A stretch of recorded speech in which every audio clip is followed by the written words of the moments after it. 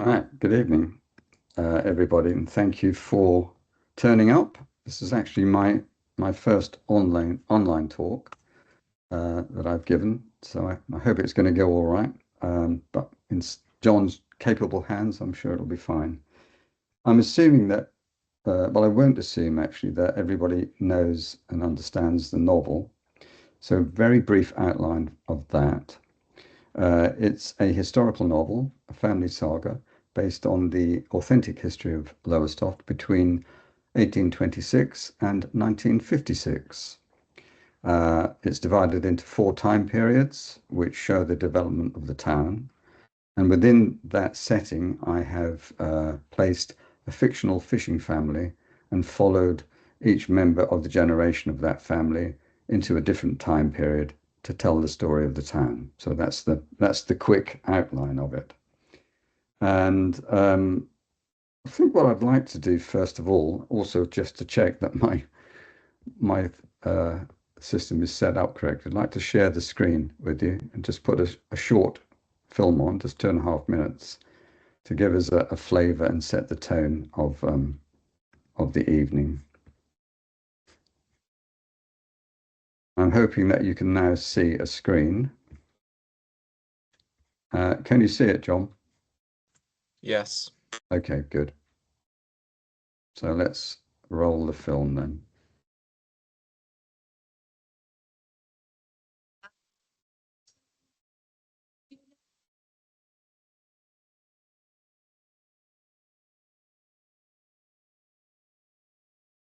I am going across the ocean for to sea for something new.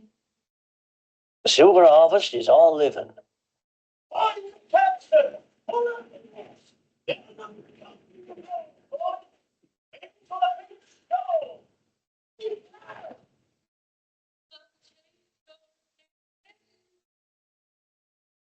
Jacob Chapman, master of the guard. We cast our nets at dusk when the herring rise, fish the night long, and sail back next day to land our catch on the beach.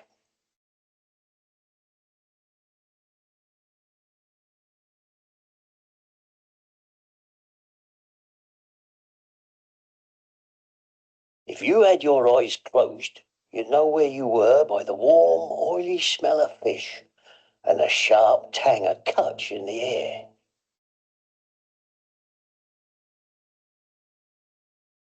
Boys follow their fathers to sea when they reach 10. Sail a boat, tie a knot, mend a net, and find a shoal is all our learning.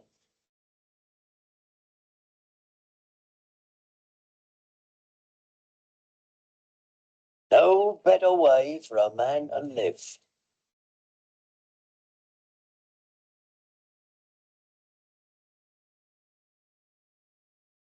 There's talk of building a harbour in Lake Loudon.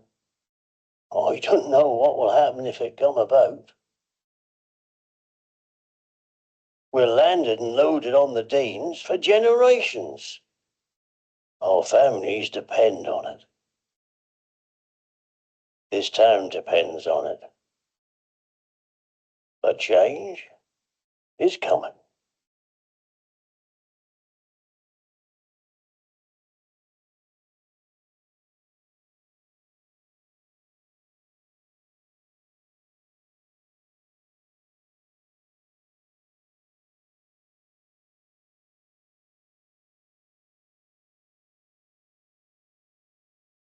Okay, I hope you've got me back in vision now, if I've flicked the right switch over. Just to say that I'm assuming people do know this, but just in case, the silver harvest refers to the herring catch, which was the principal economic income for Lowestoft for many, many decades. So the scope of this talk is going to be a bit about history and a bit about my approach to creative writing in order to tell our story. I'm going to touch on several elements of writing. There will be the setting, the characterization, the plot, and something called conflict. Now, when you're writing in literary terms, conflict is like the issue or the challenge or the problem presented to the characters. And that conflict can be very small, a small argument over breakfast about nothing at all, or it can be a major incident, perhaps an accident at sea. That's a conflict. And what it is, it's kind of the seed, or if you like, the grit in the oyster, which gives the story some momentum and meaning and engagement.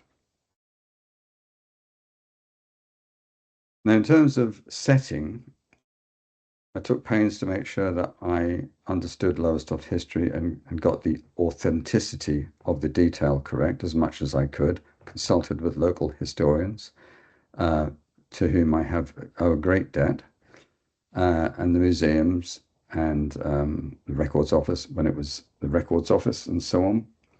And I managed to get together enough information to understand the setting. The next part of that was about plot, and you'll find that as we go through this, that setting influences plot, because you're, as a writer, I can't change and wouldn't want to change the history. So what I can do in terms of plot is to choose when to begin and which parts of that history I can highlight. So it gives me some scope for a narrative. The other part of writing is about character. Now, I've drawn characters according to the setting, according to the environment that they lived in the time that they lived. Lowestoft in the early 19th century was quite an insular, fairly isolated place, 4,000 people, 400 dwellings, about 30 or 40 boats fishing off the shore. There was no harbour at the time. And my character's understanding of the world comes from the culture and traditions of the community. There's no NHS, there's no social services, so the community has to hold together by looking after itself. Education is limited. My family aren't an educated family. They're not the poorest of the poor, but they are uneducated. Religion and class play a much greater part in their lives than they do now. And the relationship between men and women is very different than it is now. Man is definitely the head of the household. So with all these factors to take into account, personalities develop according to that environment in a larger sense of the word, from not just the culture of the town and the time, but also from their parents and their grandparents and so on. As the film said, all our learning comes from what we've been taught by the community. So in that way, I've created the characters in a way that we are all created in some ways. Our personalities are made by the environment and the influences on us. So going back now to history, what I'd like to do now is look at what my historical investigations came up with when I was looking at the town. So this is a map created by Ivan Bunn. I'm just trying to get rid of something on the screen. I don't know if you can see this or not, but it's not too bad. You may not be able to see what I can see. So just blow that up a bit. This is Lowestoft in 1826. The extent of the town goes up to where the lighthouse is here. The end of the town in that period is here, the Herring Fishery Inn, which is now, I believe, called the Carousel. It's a pub that's gone by many different names, but it's currently empty, I think. But it was called the Herring Fishery Inn then. This is the High Street, which runs along the edge of the cliff. And this is Watblerd Road, which I believe was called Watblerd Way at the time. And that follows a track that follows the base of the cliff. And these lines here are scores. They're the alleyways that take people who lived in the town down to the maritime industry along Watblerd Road and gave them access to the beach and to the shoreline here. Now, of course, there is no harbour at the moment, so it's a very small business that goes on here. So my question was, what is life like there for my family? And my fictional family are made of Jacob Chapman, Lizzie Chapman, husband and wife, about 40 years old, their son Seth, 20, daughter Mary, 16, and another son, Jem, who is 11, and Lizzie is pregnant at the time. So that's the family that I place in this context, and they live here on one of the first blocks of terraces on the beach. So what are they going to see when they walk across the beach and get to the shoreline? What I like to do is understand what my characters see wherever they are in the town. Now, this is an etching, a sketch of Lowestoft Beach, round about that. Well, I think it's probably about 1850s actually, but that's more or less what it would have been like anyway. So the idea is that you get fishing boats and other boats, cargo boats, coming in and as close as they can to the shallows, unloading their cargo, and then rowing it to shore, where it's picked up by horse and cart, and then it's transported back across the beach to the base of the cliff, Wopload Way, where the fish is processed. There are other goods and things that come in and go out along this route as well. So there aren't many representations either in sketch and obviously no photographs of this time. So a little bit of technical trickery.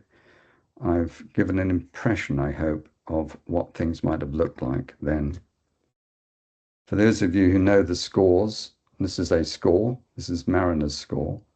And I've created a fishing family coming down from the high street here and the houses and the streets that they would have lived in then, back down, and they will come down to Wopload Road, and they'll go about their business. And you notice that it's men, women, and children who work at this time. You may be familiar, along Wopload Road, there are these net drying poles.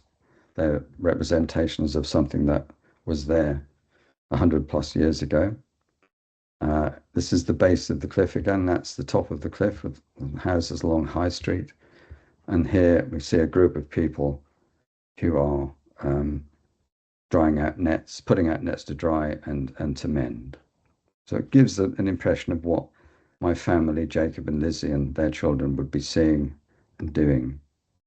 And this is again a representation of travelling along Wopload Road, Wopload Way, horse and cart, and all these buildings would be net stores, warehouses, coopers' yards, smokehouses, and so on. So it would be quite a busy place. So well, I'll just come back to me now, I think.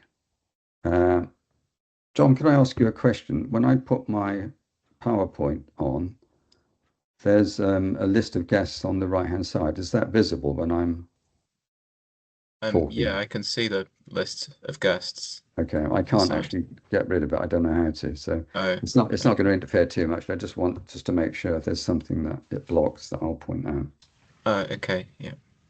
So no worries. So how does a writer put all this information together, bearing in mind setting, character, plot, and conflict? So I'm just going to read out a short paragraph that perhaps illustrates how this works from a writing point of view, bearing in mind there are no visuals for a reader. Obviously, they're working just from what you've written. So the context of this is that Jacob has had a bit of a disagreement with his sons. You don't disagree too much with your father in those days, but the essence of it is that his youngest son, Jem, doesn't want to go to sea. And obviously Jacob wants to follow the traditions of the community and have all his sons as fishermen. So he's a bit rankled by it all. Jacob watched his sons retreat over the Denes. His pipe had gone cold. He tried to light it against the wind, which seemed intent on blowing against him, no matter which way he faced. He gave up and lifted his chin to the world. The Chapmans were part of a community that lived by the seasons, with skills handed down generation upon generation. When they were not fishing, they ferried, salved anchors, or mended gear. They had their associations and particular taverns. They worshipped at the Congregational Church on the Sabbath. It was a way of life that had hardly changed for centuries, and he felt an obligation to it. It was unthinkable that it could be any other way. Now, in writing, I could have just said that Jacob was upset, and whichever way he turned, things didn't seem to be right, and he's worried about what the community thinks. But you can do it in a different way in writing, and you can get a sense of what the character's feeling, but at the same time describe the setting and the context. So one way of doing that is to show it by the character's reactions. He's twisting and turning to light his pipe against the wind, which implies frustration and things not going right for him. He lifts his chin to the world, which tells you that he's quite a proud person and that he's also concerned about what people think. Remember that this community relies on each other for their safety and for their security. So you have to fit in. It's very important that you're not seen to be the odd person out.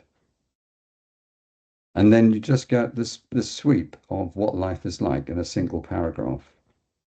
And the engagement you have as a writer with your reader is that you rely on the reader to then bring their imagination to the story. That with each brushstroke you make, they can conjure up an image or a sense of what's going on. Another part on setting is another couple of pages further on, just to show about description, about how you take those visual images and you create an imaginative text that people can conjure up an image from.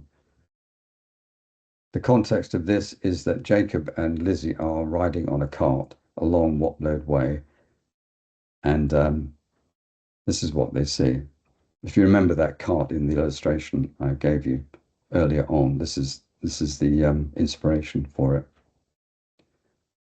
Jacob gave a snap of the reins, startling the donkey forward. They wheeled onto Wopload Road, heading north along the flat track that followed the base of the cliff for the length of the town above. Handcarts and horse-drawn wagons crunched its rutted surface, transporting barrels, nets, and sacks of victuals. Workers tramped down scores from the streets above.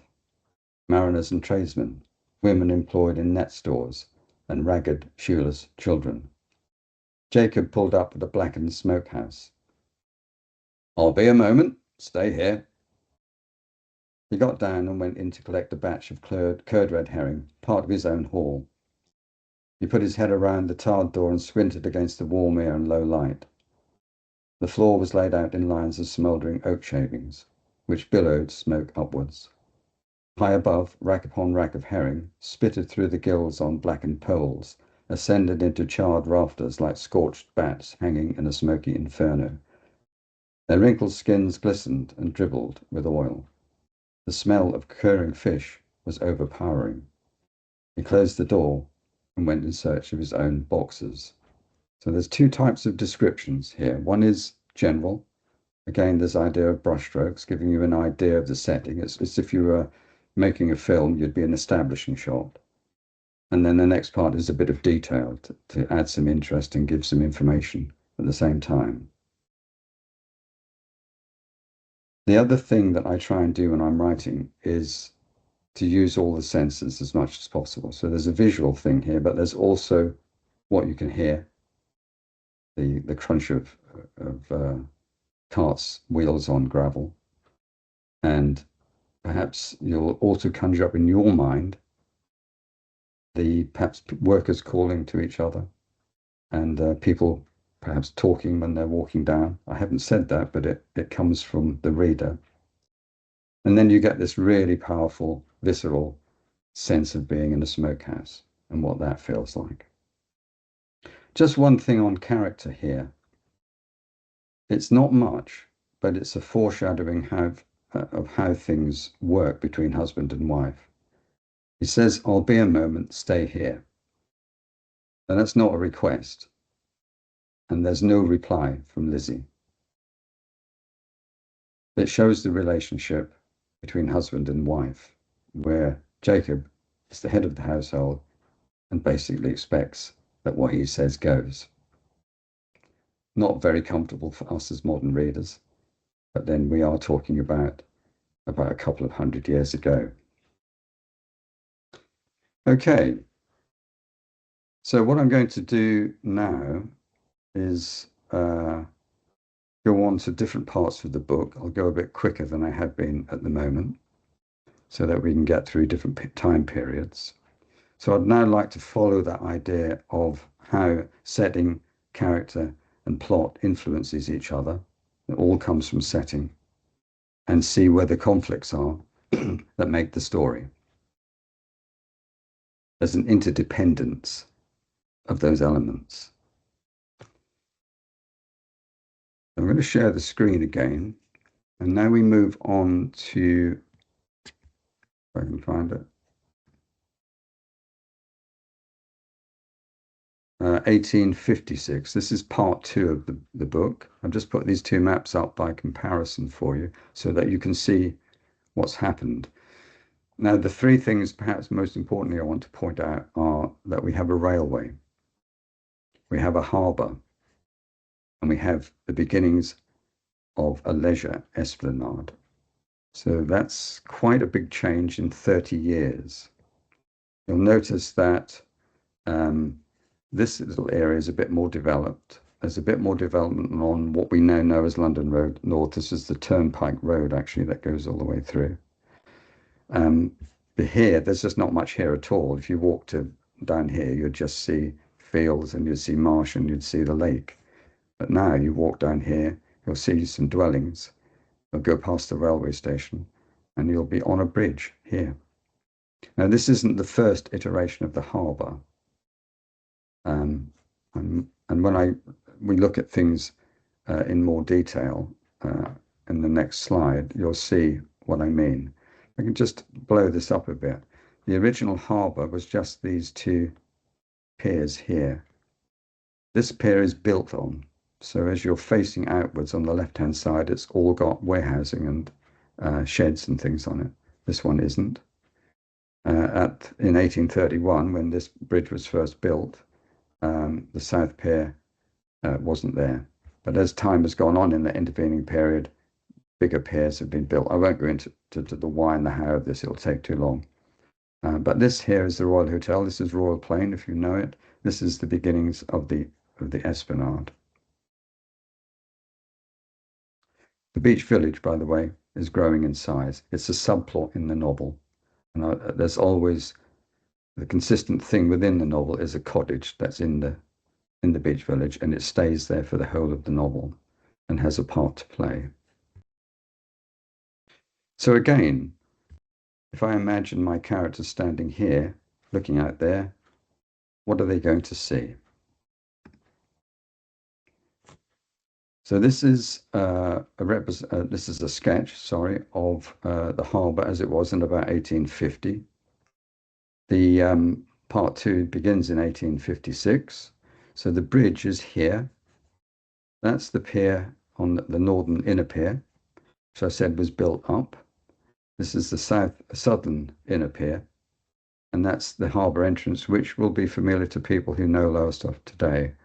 That harbour entrance looks the same, and it's you can identify with it. What you do actually have here is an innovation that's happened in that last period of time, steam vessels. And there was some fish loaded here. Most of it was loaded in the other basin on the other side, landed and loaded. But this was used to transport livestock backwards and forwards between Denmark and Lowestoft. And these sheds are mostly about livestock pens and livestock dealing. That was the big trade at the time. Fishing, yeah, still herring, not whitefish yet, was still an important factor.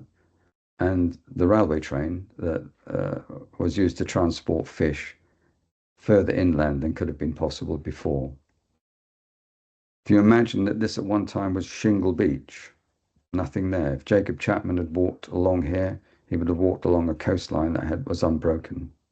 But now it's a big change. To show how big this change was, this is a lovely painting. This is south of the harbour now. This is the South Pier, the Leisure Pier. This is the new promenade with its lines of villas. The Royal Hotel is down here. I'd like you to point out to you how well people are dressed. They're all watching a regatta, by the way. The thing about this is that there aren't any day trippers as we understand them today. There's no hoi polloi there, I'm afraid. It's all people who are reasonably wealthy, middle classes, who can afford the train fare, again, not used by generally by the public, but by people who had money and who could afford it. And these people will probably have come from Norwich and surrounding places to come to the regatta and watch things that are going on. But what a change that is for the community. And this is the fascinating thing about this Lowestoft story, is that this dramatic change happened over a relatively small period of time.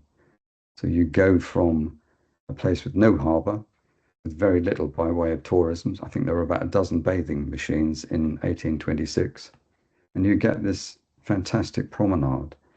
Now, of course, along the way, there are people who are for this kind of innovation and people who are against it. So what I'd like to do is now read another passage from the book to illustrate how much that change has affected the community, and also to introduce another character. This is Thomas Chapman. If you remember, I said at the beginning that Lizzie Chapman, his mother, is pregnant. This is Thomas. He's now 30 years old.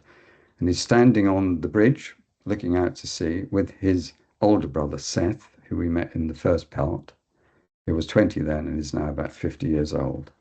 And this little passage is about setting and about character and a little bit about conflict too. So there they are on the bridge, looking out.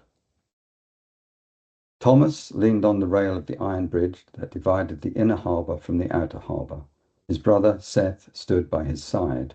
The short span rumbled with handcarts and horse-drawn wagons jostling for space along its carriageway. Pedestrians squeezed past each other on narrow pavements, heading to work on the quays or in the factories. The brothers might have been mistaken for master and servant. Thomas's clothes were second-hand, but of good quality. The tailored jacket and striped trousers were a reasonable fit. His bowler hat had only a slight scuff, but he was well groomed, and his mutton-chopped sideburns added something of a dash. Seth had weathered into a solid seafarer. He wore a traditional gansey and a round hat, its wide brim tilted upwards. His beard was trimmed to leave his upper lip bare. Thomas took in the busy scene with pleasure. Lowestoft has changed with such remarkable speed. Seth gave him a sidelong glance. Certainly changed you, and that's a fact. If I am to advance, brother, I am obliged to adopt a certain manner of speech and appearance. Maybe so. That's me you're talking to, not the Duke of Wellington. Sound like you're sucking a whelp. Thomas bridled, but held his tongue. His brother grimaced at a pounding steam engine on a wharf. There have been a lot of changes, right enough, and not all for the better. People rushing from one place to another, noise and steam everywhere. Man can't hear himself think. You sound like our father. Seth spat into the water. Nothing wrong with that. The pair faced the port's entrance, some 400 yards distant. Two long wooden piers converged, forming a wide basin. A twin-mast fishing lugger entered, its sails in silhouette, the broad hull riding on sparkling water. Thomas spoke.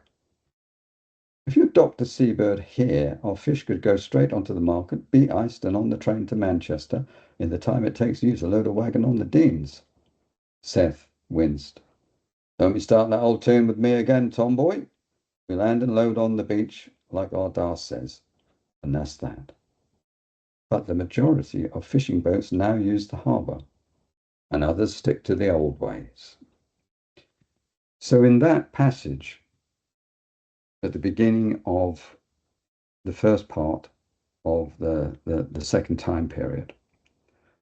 I needed to outline the changes that have been occurred in the town, and by putting them into a conversation, a dialogue with the two brothers, I've managed to both describe and illustrate how this change has affected people.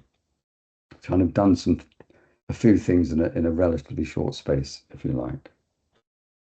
So the conflict here, this issue, shall we say, problem, whatever it is going to be that different point of view. You've got two brothers. They're both the sons of Jacob and Lizzie, but they're clearly not on the same page. So that is going to show in the future some difficulty, some changes. There are those in Lowestoft at this time who were for the harbour and those that were against it. Those saw it as an opportunity, and those that felt it was a backward step. They preferred the old ways. Thomas is someone who's ambitious and aspires to change his class. Very difficult in those times. We're talking about Victorian times now. Not that easy. But he's determined to do it. So he has this sense of being able to dress properly and speak in a different way, and distances himself from the family. So that's how the whole thing starts, and that sets the tone for what happens with Thomas's adventures in that period of time in the mid-Victorian Lowestoft. I'm conscious that this is by necessity, really, that I'm reading about male lineage characters. This is because they tend to start each time period. But I want to assure you that I I try to give equal weighting to female characters. And when I write, and this is one of the important things to decide when you're writing, is what point of view you're writing from. Is it just the author talking to you? Is it the story of a character who's telling it in the first person, or like this in the third person, where the point of view comes from a certain character, or maybe two characters. So I've got one male character in every period and one female character in every period to try and give a balance and to show one of the themes, which is the changing relationships between men and women. Okay, so if I now go back, and as I say, I'm following this idea of looking at setting, character, plot, and conflict, to the part 3 of the book, which is the Edwardian time. I chose this particular time, as I said at the beginning, the leeway I have in history. I can't change the history, but I can decide where and when I can start a period, and in what thing I'm going to place my focus. So in part 3, I chose the Edwardian period because, for my money, it's the interesting part, the golden age, sorry, of the town. So we go back to the maps that are produced. I hope I mentioned it. If I didn't, they're produced by a local historian called Ivan Bunn, who's also an author. And it allowed me to have a sense of where people were and when and what had happened to the town. And it helps, I think, the reader. They're in the book, actually. They begin each time period. So you can kind of work out where everybody's standing. So, as I said, this is where Seth and Thomas were standing. But now look at the change in the town. You've got a larger urban area here, a larger urban area there. There is, I know, more railway lines here, more tracks. You've got an expanded docks where those buildings were, they're no longer there on that pier, but trawl dock has been excavated there. So you've got another area for boats to moor. And then you've got herring dock. So largely the whitefish industry started about 1860, 70, I think, and the herring fishing industry continues here. And it's at this time, it's transitioning from sail to steam. And that's one of the parts of the story. The beach village, yeah, it's getting bigger. It's a community in its own right. It is an interesting subplot story throughout. I get asked why this is all called the German Ocean, and this is just few years before the First World War. And, for obvious reasons, they didn't want to call it the German Ocean, which is before the First World War, it changed its name to the North Sea. Okay. Oh, yes, an expanded promenade as well. This promenade now goes all the way up to the top of the cliff here, near the Grand Hotel. And there's lots of hotels and guest houses all the way along. There's a new pier, 1903. There's lots of new things actually happened. The yacht club is, I think, the one that we see now is opened in 1903 as well, I think, thereabouts anyway. So it's a vibrant, busy, interesting place to be. This is what the harbour looks like in that period. Just to point out, there's a tram going across here. And, this is one of the interesting technological innovations of the town, and there are many because they're steam driven and then electric and then motor vehicles and so on and so forth. There are one or two motor vehicles in this period, but not that many. So that's Trawl Dock with the fishing smacks in it. They go out and catch whitefish. This is London Road North now, and this is looking north. High Street's right up here. This is a building, a department store, which is something new at this time, called Tuttle's Bon Marche. This is where the railway station is, and that's a hotel called the Suffolk Hotel. A new bridge, 2 carriageways, and so on. So the whole town is getting very developed very quickly. Think about 4,000 population in 1826. We've now got 24,000 people living in the town with lots of factories. And fish processing is at its height. The herring is still the main catch, though. It's still the breadbasket of the town.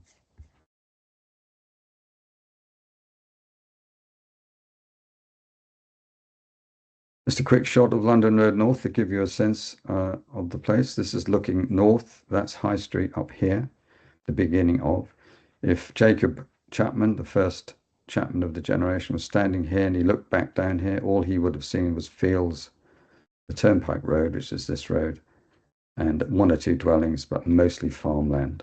He'd be able to see the seashore from there by looking across that way.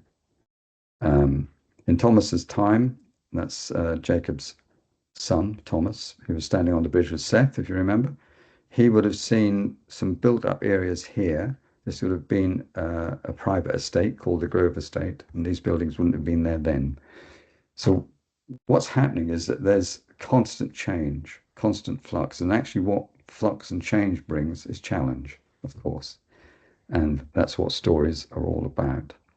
Tram lines here, by the way. So there's Trawl Dock, packed with fishing smacks.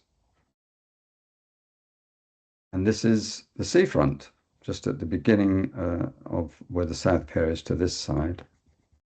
And as you can see, it's very busy. If you remember that painting I showed you before with the 1850s people looking at a regatta, all very heavily dressed in crinoline top hat and overcoats. Well, there's not a lot of flesh on view here, I'm afraid. People are still, very cautious and conservative about what they wear on the beach. And if we could look that way a bit, we'd see lines of bathing machines for the privacy of ladies to take a dip. That's the Royal Hotel, if I didn't say. Okay. So, how do I translate this into prose?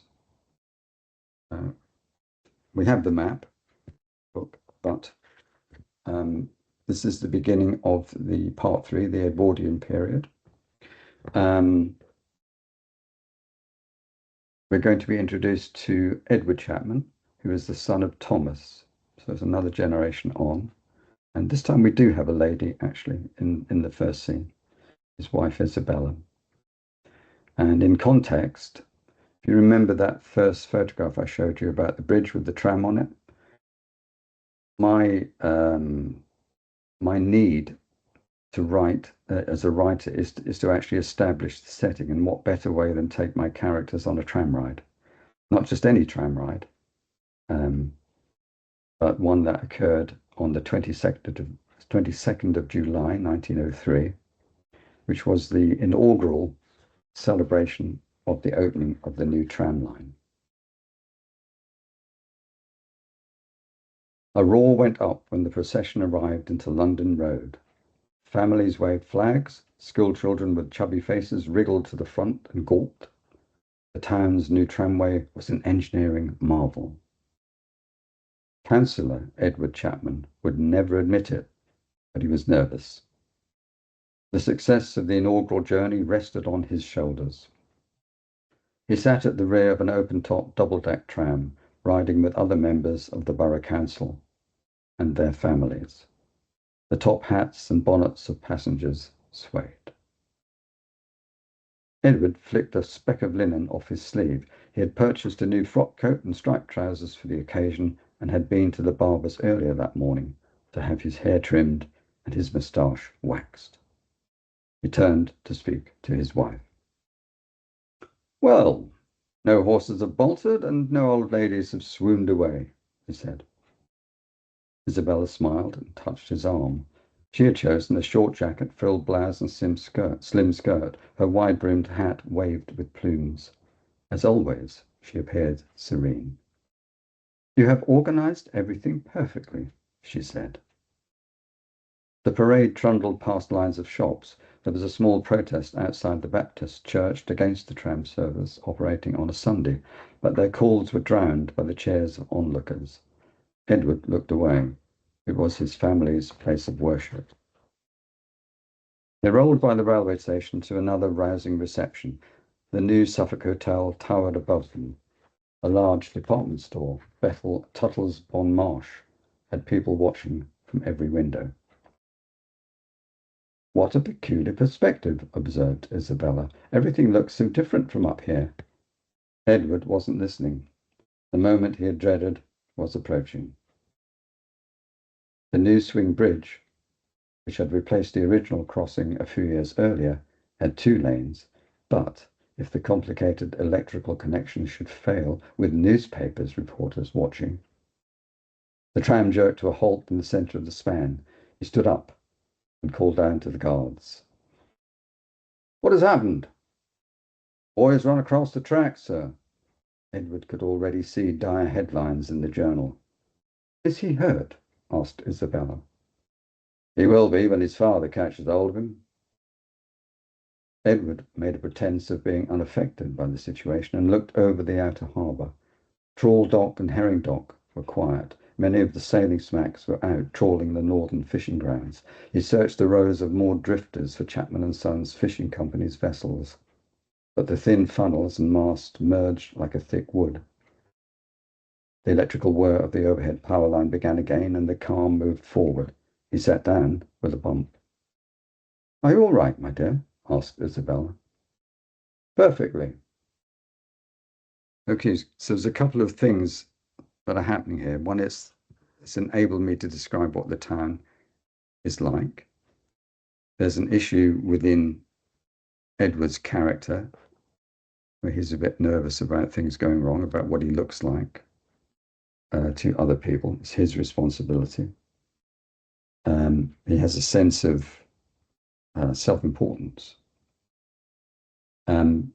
Isabella, on the other hand, is much more calm and relaxed. She's used to being a middle-class lady and used to that kind of lifestyle where Edward, son of Thomas, comes from a much poorer lineage. So it's in the back of his mind. The thing that I would like to point out is the change that they have, the difference they have in the way that the boy runs it across a track as a foreshadowing writer's device. Edward sees dire headlines in the journal, and Isabella is worried about the boy.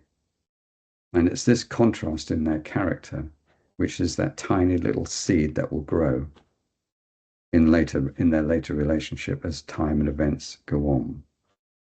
So the conflict is just there as a seed. All right, so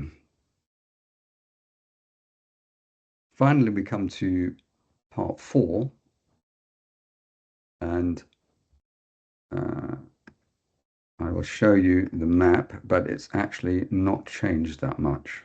In 1956, the template of the town has been set. The housing development is already in place. The roads are already in place. So it's much the same. It's just that the beach village is still there. You have another dock called Hamilton Dock because the fishing industry is exploding after the war. And life is getting back to normal for the people of Lowestoft. There's a lot happens in those interwar years. You know, to pick a time is very difficult, but I was quite interested in the post-war period, so that's why I just started to write this here.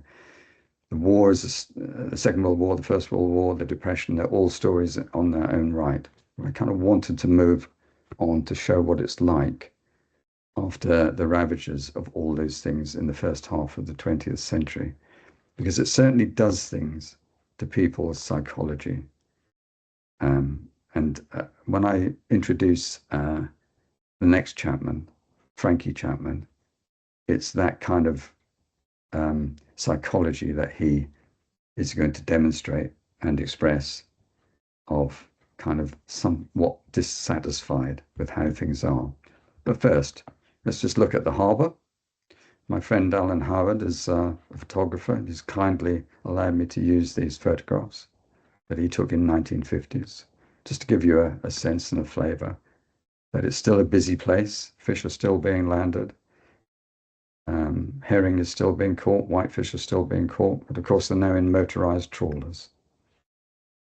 And they'll go out to sea for 8, 9 days, 10 days at a time, come back with a big catch, hopefully. And 3 days ashore, the guys on the boats, and then back out again. So it's a very tough life. Just a quick look at London Road North. This is looking south. That's where the bridge is. Very built up now. Vehicles. Got a Woolies. You'll notice that some of these buildings look a bit modern. Well, there's been a lot of bomb damage in Lowestoft over the war. Oh, by the way, thanks to Jack Rose Collection and Dean Parkin for some of these photographs that I'm going to show. So there's been bomb damage, and the biggest trauma of Lowestoft was when Waller's restaurant was bombed, which was here-ish, and where 70-odd people lost their lives in one raid. So it was quite a traumatizing time. But there is this spirit of wanting to get on with life and wanting to renew and rebuild. That's another view, looking the other way. So High Street is up here, Odeon Cinema, Woolworths, I think, or is it British Home Stores? One of the two. This is actually, I think this is a 60s photo, but it's much the same. What's interesting is that all these houses here are the original ones that were built, except that the shop fronts have changed. But if you look up into the skyline now, if you're walking along London Road North now, you look up, that's what you'll see. They're still there. And finally, a modern seafront. At last, flesh is on view. People are out sunning themselves and getting their vitamin D. And we have this iconic image here of our South Pier Pavilion, now within living memory of some people, I would think. This was nicknamed the Space Tower. Lots of people being something of by way of flat earthers, so this is their first chance to get up high and look at the landscape around them instead of being on a low level. But it's a nice, relaxed summer scene. This, if you remember the Edwardian photograph I showed you, that's the same place where everybody was really quite heavily dressed for the weather. But deck chairs still reign supreme, I see. Okay, thank you to Jack Rose Collection again. All right, so we're now coming towards the end of my presentation, and I'm going to now introduce you to the final character in the lineage. Well, not the final, in fact, but the next one along in generations. This is Frankie Chapman. He's a trawlerman. And this is April 1952. The motor trawler Shearwater rolled and pitched as she held station in the heaving grey water of the North Sea. After 12 hours shooting, hauling and gutting, every joint and muscle in Frankie Chapman's body ached. His oilies felt like a straitjacket and his salt-stung eyes streamed. Not for the first time, he wondered what he was doing, freezing his balls off in the middle of bloody nowhere. He clung to the rail and glanced alongside at his shipmate, Roy, who swayed on his feet, fat as a barrage balloon, eyes half closed, his round face like an empty dinner plate. The crew were at stations along the length of the starboard side, ready to haul in. The thump of the diesel engine and grind of the winch vibrated the whole deck. They watched the long warp lines wind in, pulling a giant net up from the seabed. Frankie wrapped his scarf tighter over his nose and mouth against the biting chill. The otter boards, two heavy oak panels that kept the net open underwater, rose out of the choppy swell. Men fore and aft secured them against hooped metal gallows. Floats appeared, rising and bobbing in lines. Then the lip of the net lifted towards the side. Frankie was joined by other haulers, digging their fingers through the rough mesh, heaving the swathes of sodden black netting on board. He was the only man wearing gloves, but still his fingers nipped with pain. Finally, the narrow end of the rig, the quad end, was lifted out of the sea, bulging with fish. Water cascaded as it hung in the air above the deck, sending a spray of stinking brine into his face. A man pulled a slip knot at the bottom, releasing a spew of slimy haddock, ray, plaice, and cod. The sight reminded Frankie of throwing up. Gulls spewed against the wind, anticipating a meal of offal and crustacean.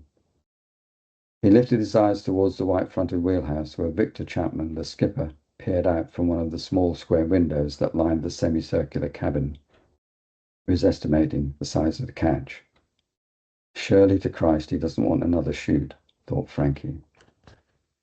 So what I wanted to do was to introduce Frankie at a time in his life and career when he's got a choice to make. He's out there in the middle of the North Sea and he's not loving it. He wants something different. Like a lot of people in the post-war Britain, they want change. They want a better life. They think they deserved it, and probably they did. And he's got that mindset. Do I really want to do 30 years of this? The next part goes on, and this is another literary device that you can use if you have a long time period between periods of history, is that you can have a backstory come in with people remembering things, or a dialogue where people talk about the old days or a nostalgic idea. So that next part is about Frankie's experiences in the war. I just want to move a little bit forward from that as he comes back from that memory to finish this quote. The Shearwater picked up speed and headed south away from the Doggerbank fishing grounds, a day's sailing to Lowestoft. Frankie shook his head. His father had urged him to go to sea, but life on the trawlers was boring, cramped, hard, cold, and for the most part, dark. By the end of a voyage, the food was stale, the bunkhouse stank, and he longed for privacy. 2 or 3 hell-raising nights ashore with a fat pay packet was never worth another 9 days out. It was Albert's life, not his. He pulled the scarf from his mouth and spoke to the desolate water. "I'm sorry, Dad. I just can't do this anymore." And therein lies the conflict, or the beginning of the conflict, where Frankie tries to make a different life for himself. Okay, I think that concludes my presentation. And I've talked about setting, character and plot, as well as conflict. I've tried to give an idea of the history and tried to give an idea of the way that people, that writers approach their subject, bearing in mind that there's no slideshow available to your reader. It all has to come from the text and the imagination of the writer and the imagination and cooperation with the reader.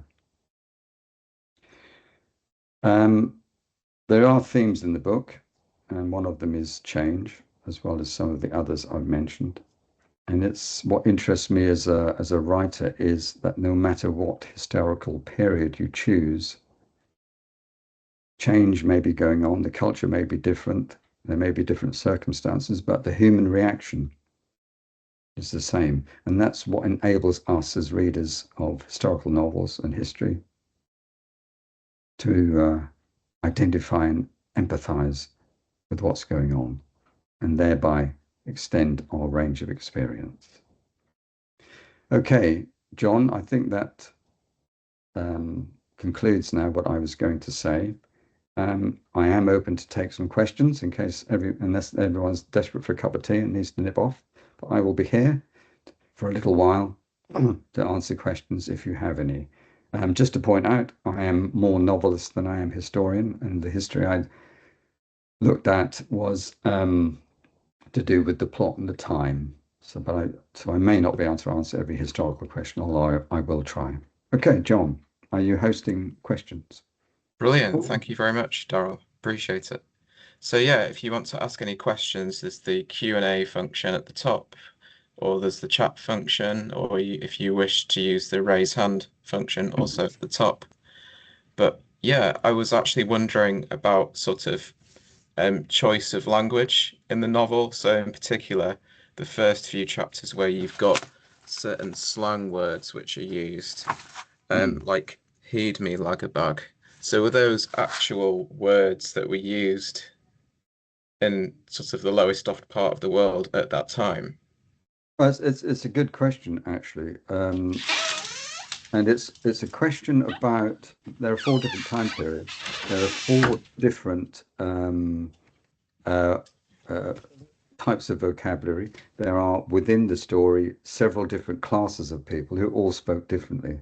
Now, if I tried to write everything in dialect, which I did think about it at the beginning, in the end I realized I didn't know enough. Well, nobody does actually, about the dialect of things that of people at the time. Lagabag is a derogatory term. It's not a nasty term, which I used. When I've been reading about how language changes, I've read documents and accounts, either in tracts or in newspapers or reports of one sort or another. So the kind of language I use is the language that would be used at the time. And I tried also with each different time period to slightly change the way I delivered the language. Yeah. If you think about the way I use language in 1826, it's very much different to the way I deliver the language in 1956. Right. So I tried to give it a sense of its time. And I suppose in the 50s you might have sort of American influences coming in with certain phrases, I suppose. Yeah, I mean, during the war, there was stationed here a large number of servicemen and women mostly for Navy and minesweeping and naval patrols, but there were some Americans. So yes, I mean, that's what happens in our culture, and it's interesting that as incoming people into the town would have changed the language. They would have had different vocabulary for things, and some of that would have been adopted by the local population. So yeah, I was wondering about the songs in the book, sort of the sea shanties. So there's one of them on page 70, which is I'll sing you a song of the fish of the sea. So is that an original shanty that would have been? Yeah, I think it is, if I remember it. Yeah. Oh, actually, okay, this one, isn't it? I'll sing you a song of the fish of the sea, way hey, blow the man down. Now, way hey, blow the man down is a traditional sea shanty. But what people did at the time was to make up some lyrics within the sea shanty itself. So that's why it says, who had the last laugh over one Billy Hood. That isn't in the Yes. original sea shanty. That's one of the characters in the book. But what the person who's this is Seth Shanty who's singing this. He's kind of made up a few lyrics for himself, taking an original song, as people do now.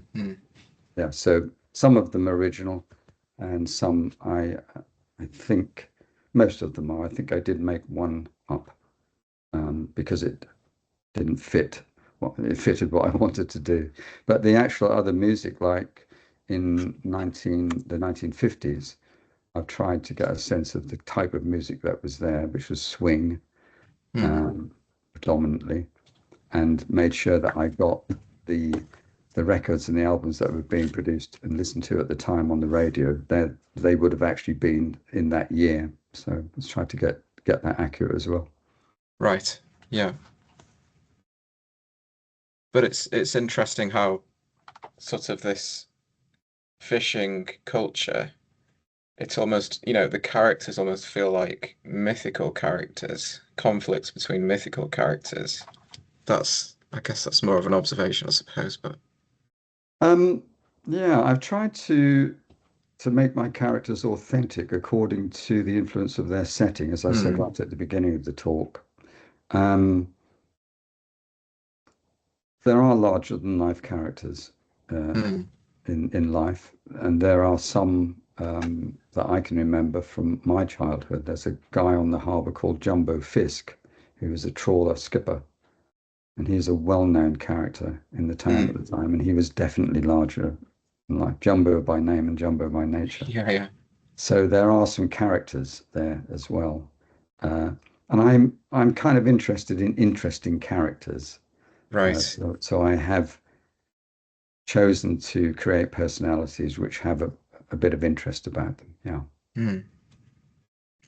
So Katie in the chat, she's asked a really interesting question. She said, "Do you think Lowestoft as a town is a character in itself in the book?" Excellent point. Yeah, and absolutely. I mean, that was something I did intend.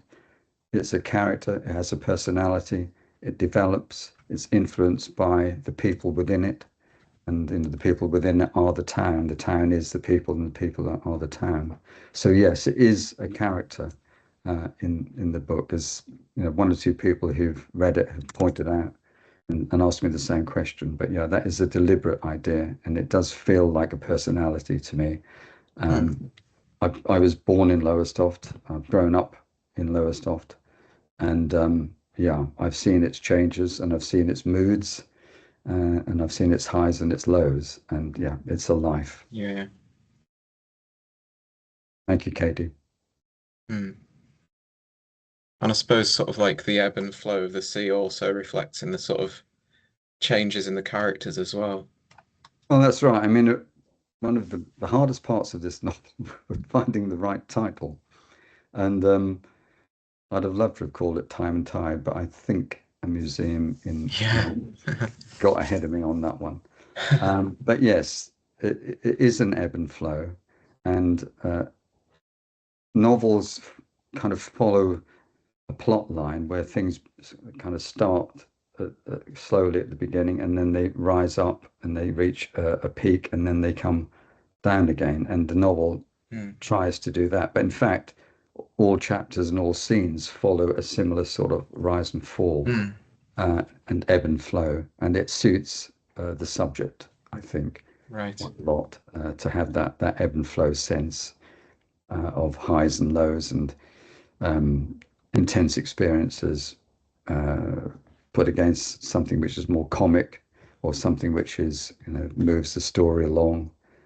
All those little literary devices try and keep a rhythm to the narrative so that it doesn't get stuck in one place. It's a bit like a song that rises and falls.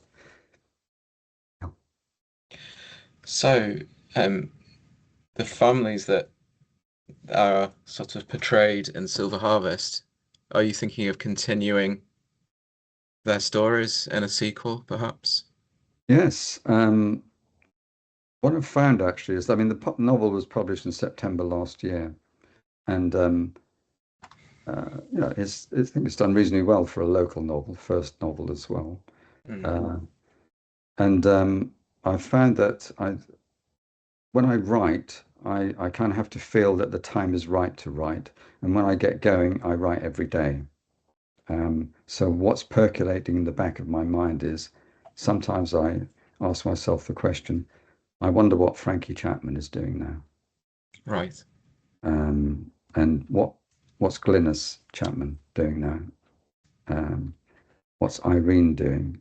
And then what are the children doing? How are they going to progress in this town, which, you know, as a nation, we moved from the black and white 1950s to the color of the 60s, a very important period in time. It's one of the things that I have memories about. And I'm really keen to finish the story to the end of the 20th century. I'd always intended to write that story to the end of the 20th century, but there's a limit to the number of pages a publisher will accept first debut novel, and I had to stop it in the 1950s. But it's quite an interesting period of time anyway, the 50s. So I'm keen to go on to the 60s and take it to the end of the novel and find out what happens. I don't know what they're going to do yet. It depends what happens to them. Yes. So Katie has asked, is there anything you would have liked to have added into the book? For example, a character or event in the town that you didn't manage to? I think that's another good question, Katie. And one of the issues that you have as a historical novelist is that you have to gather a huge amount of information, but you can't use it all. If you do use it all, you end up writing a textbook. So there's this sense of where do you do the edits? What do you leave out? Not so much as what you put in. So it's a dilemma. It's one of the issues that you have in decision about plot and narrative. But to be really honest with you, I wouldn't change anything. I kind of like it as it is. So I'm pretty happy with it. And I'm happy with the structure and the way the narrative developed. I hope I'm not sounding too big-headed about that, but I really do like it as it is. So no, I wouldn't change anything. No.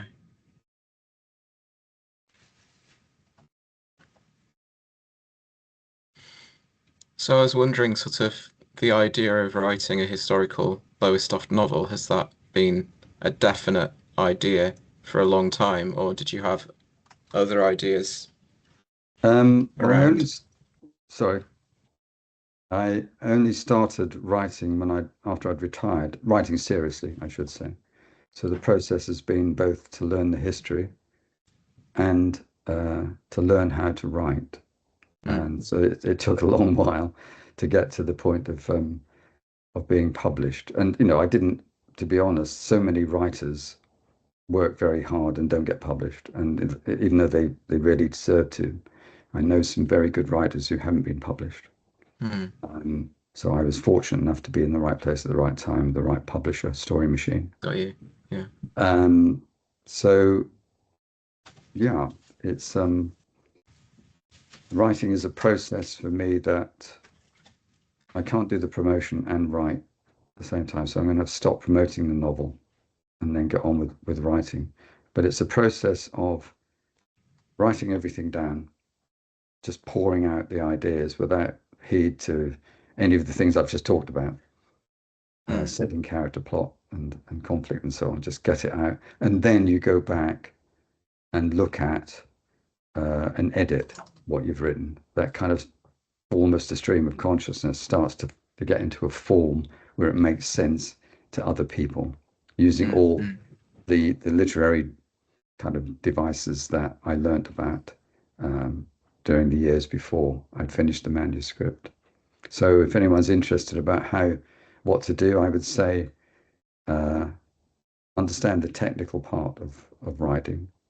And you can do that by, as I did, going to courses. National Centre for Writing is in Norwich, so it's pretty close. Yeah. I've got some excellent teachers and tutors there. Read how other people have written, so you understand the technical nuts and bolts of it.